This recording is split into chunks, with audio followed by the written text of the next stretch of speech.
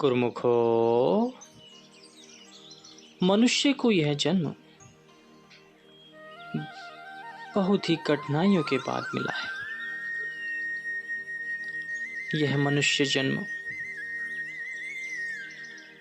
बहुत ही जन्मों के व्यतीत करने के बाद मनुष्य योनि मिली है।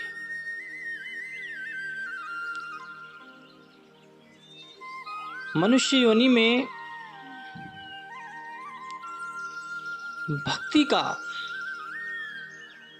मार्ग अपनाकर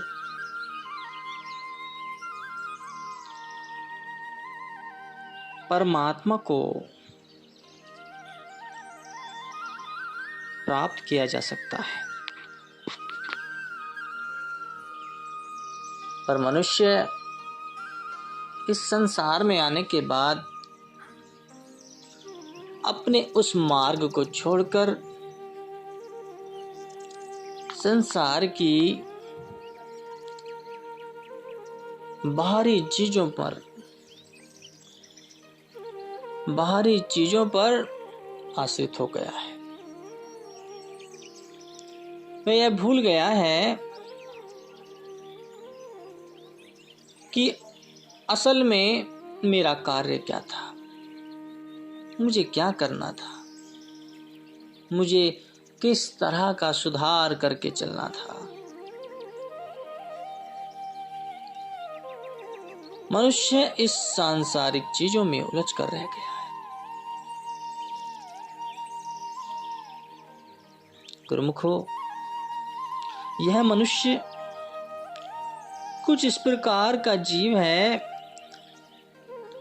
जिसके दिल की कोठरी में अनेक प्रकार का सामान भरा पड़ा है।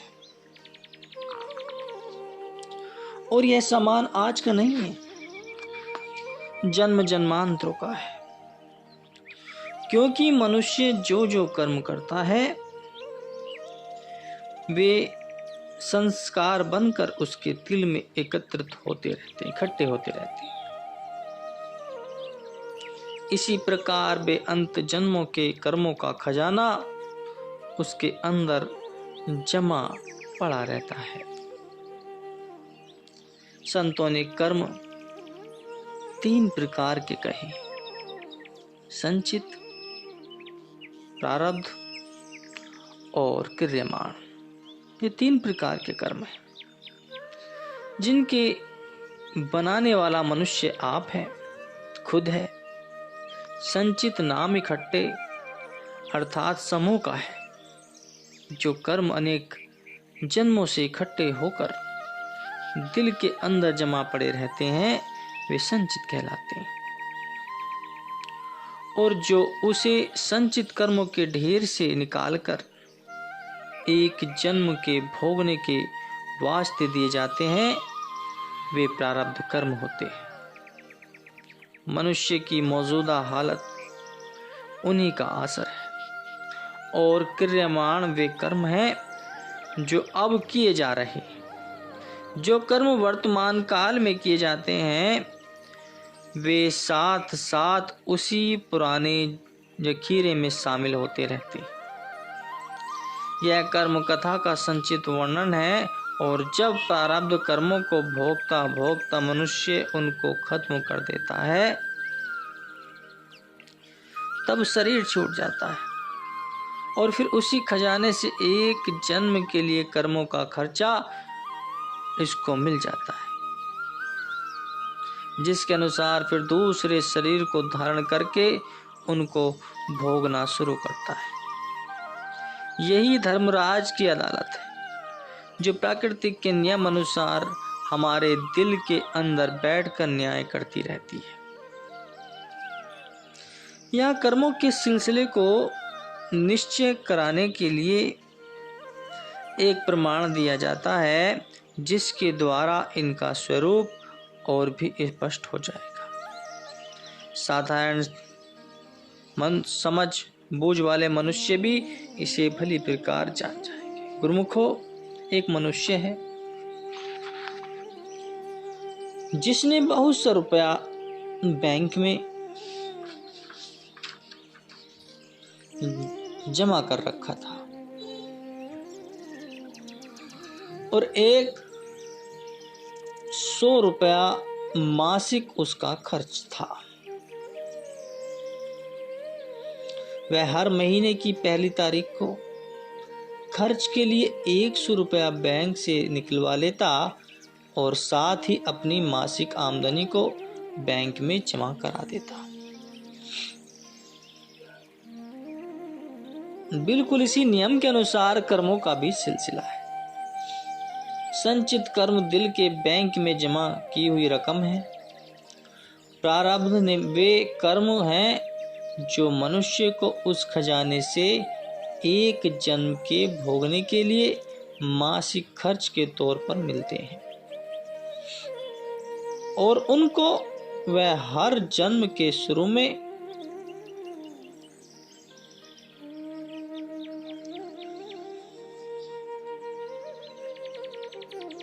उस खजाने से अलग कर लेता है और क्रियमाण कर्म उसकी ताजा आमदनी है जिसको वह साथ साथ जमा करता जाता है, क्योंकि आमदनी खर्च से कई गुना अधिक होती है।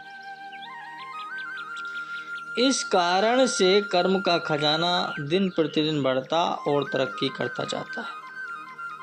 इस तरह से करोड़ों जन्मों के नक्शे दिल के अंदर जमा पड़े होते हैं।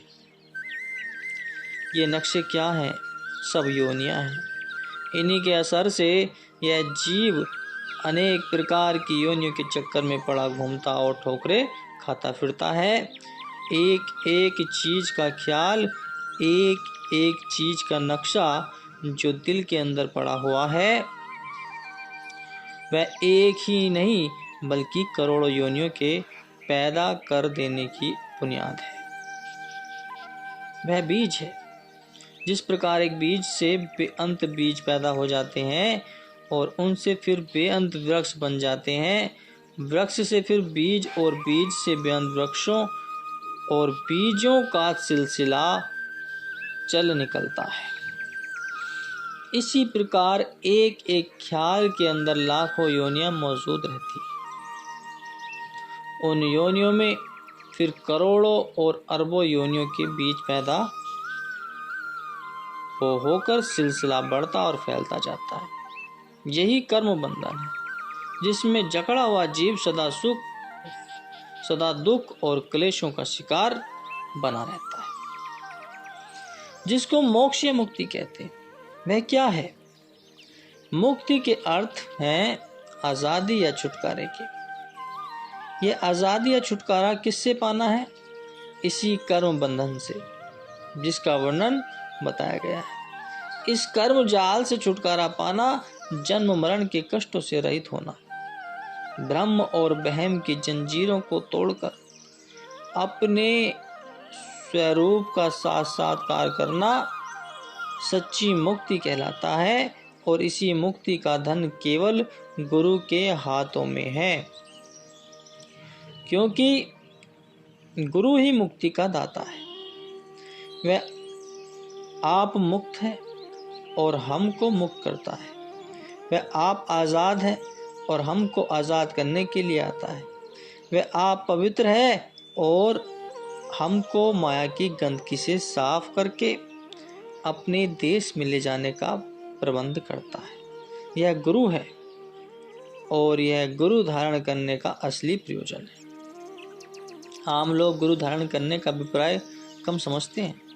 वे जानते हैं कि गुरु शायद उनको किसी विचित्र और नई वस्तु देगा, लेकिन गुरु धारण करने का भाव यह नहीं है। यह जीव वास्तव में जो कुछ है वही रहेगा। गुरु इसको किसी नई दृष्टि में नहीं भेजेंगे, किसी नई सृष्टि पर नहीं भेजेंगे। जिस अपनी हकीकत को यह चिरकाल से संसार में रहता हुआ खो बैठा है, गुरु इसकी उस हकीकत को फिर उसे वापस देता है। और जिस भूल भ्रम में पड़कर इसने अपनी वास्तविक अवस्था को खो दिया है, गुरु उसकी वही खोई हुई हालत इसको बख्शता है। जब तक गुरु धारण नहीं किया जाता तब तक मनुष्य जीवन के गुण दबे पड़े रहते। यह गुरु ही है जिसके द्वारा हमारी दबी हुई आत्मिक शांति उभरती, शक्तियां उभरती हैं और प्रकाशित होती हैं। सोना जब तक सुनार के हाथ में नहीं पहुंचता किसी काम का नहीं होता। अगर उसका मूल्य है तो वह केवल इस कारण से है कि सुनार के पास जाकर उसके आभूषण बन सकते हैं। जब वह सुनार की भट्टी से गुजरकर आभूषणों के रूप में बदल जाता है तब उसका असल मूल्य पड़ता है। वह आप सुंदर बनता है और पहनने वालों को सुंदरता प्रदान करता है। इसी तरह बिना गुरु के मनुष्य की कोई कीमत नहीं है। यह गुरु ही है जो मनुष्य को सचमुच मनुष्य बनाता है, वरना उसके सिवाय मनुष्य केवल नाम का ही मनुष्य होता है।